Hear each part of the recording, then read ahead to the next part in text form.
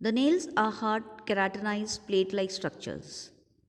They grow as dead cells from the nail root, that is the root of the nail. This root of the nail, it lies just below the skin at the base. You can see the parts labeled about the nail in the diagram. So this nail, it has few parts. The first one is the plate of the nail. The plate of the nail is the white color structure or a transparent layer what you can find on the surface of your or the tip of the fingers. And that is made up of dead keratinized cells. You can see it labeled in the diagram also. And just below it is the bed of the nail, that is called as the root. And this root or the nail bed, it has living cells. Then you have the nail matrix. The nail matrix lies just below the skin surface at the base of the nail, where the nail is just leaving the skin, and that is visible as a small half moon shaped structure. So you have white half moons at the tip at the base of the nail. So those are called as the matrix. Now this matrix, what you can see the purplish color layer here, okay, it consists of cells which are multiplying very rapidly.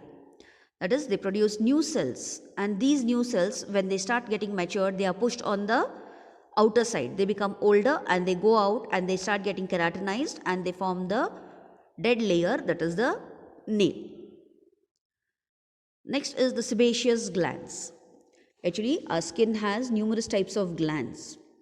So there are basically two types, sebaceous glands and sweat glands. These two differ in their structure as well as in their function. So the sebaceous glands, they are alveolar. Alveolar means they are flask shaped and they are branched as well. They open into the hair follicles. Some of them open into the hair follicles and some of them open directly onto the surface of the skin. Now as you can see in the diagram, the sebaceous gland is labeled there. So these are the glands which are opening into the hair follicles. Now these, they give out secretions. That secretion is called as the sebum. It is an oily substance. You can see the labeling. The sebum is mentioned here. How the sebum comes up. So it is an oily secretion and it helps to keep the hair soft and it provides them with shine, that is luster. Now these sebaceous glands, they are present on the surface of the skin also, and those which open on the surface of the skin, they bring the sebum right onto the surface of the skin, which helps to keep the skin oily and as well as waterproof.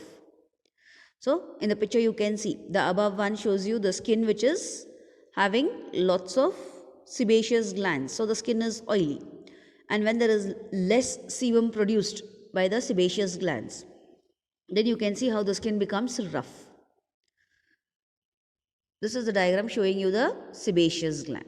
The individual unit also is shown and how it opens into the hair follicle, that pouch also is shown there. Next, the related problems to sebaceous glands. That is, if the sebaceous glands are not functioning properly, then we have to face some problems. The first one is pimples. What are pimples? You might have come across these pimples on the face or on some other parts, but normally on the face. So the sebum, what is secreted by the sebaceous gland, if it accumulates and the person does not clean his skin properly, his or her skin properly, does not have a bath nicely scrubbing the skin, or does not wash face often. So in that case what happens? This sebum, what is collected with the dust and all the other pollutants from the air, they start getting accumulated and they become a good nutritive material for the bacteria to grow. So the bacteria start developing there and this infection results in the formation of pimples or boils. Next is acne. So the sebaceous glands, they get inflamed due to hormonal influence. That is, if the hormonal imbalance is there, then these glands get inflamed. That is, you can see the reddish content or the reddishness of the skin in that region. And this is one of the common problem what is seen in the adolescent children, because there is hormonal imbalance in these growing children. Next is blackheads. So the sebaceous glands of the face, they get enlarged and due to the accumulation of the sebum. So the sebum is accumulated there, and then because of that accumulation, the glands are enlarged. And this sebum, it starts getting oxidized. That is reaction with the air. And along with that, there is melanin also. And this gives a blackish color to the sebum. And that looks like blackheads. You can see the blackheads which are shown in the diagram. Next type is the sweat glands. The sweat glands are long, simple coiled tubular glands, as you can see that shown in the diagram. Their coiled secretory part lies in the dermis, and the duct that passes upwards, it is lying in the epidermis. And finally, it opens on the surface of the skin through a sweat pore. Now, seeing the blood supply to the sweat glands, you can see the arteries and the veins. They break into capillaries, and these capillaries are surrounding the sweat gland. And this helps in excreting all the waste from the blood into the sweat. Excess of water as well as minerals, then urea, all these are poured into the sweat ducts. This diagram shows you the sweat gland. Very clearly you can see the coil tube down.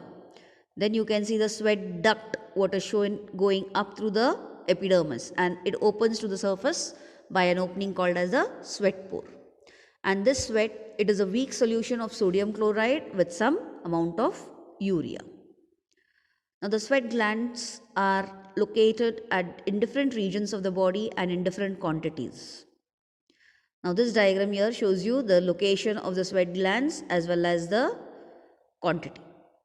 Okay, that is on the fingertips. Where you have more number of sweat glands, there you will find more sweat accumulated in that part of the body. And it's estimated that we have about 2 million sweat glands in our body. So the sweat glands not only depend, that is their number depends on the location, but also where we live. That is, human races belonging to hotter countries usually have more sweat pores than those which are in the colder ones.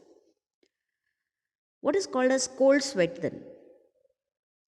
Cold sweat is at times when there is infection caused, or at times when a person is in shock, or person is scared, or chances of heart attack. In that time also the person sweats.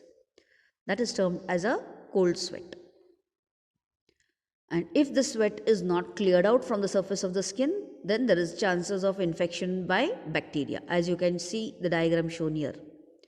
You can see there's a hair follicle and the sebaceous gland, the yellow color, as it secretes the sebum out, and the blue color one is the sweat gland, as it secretes the sweat outside.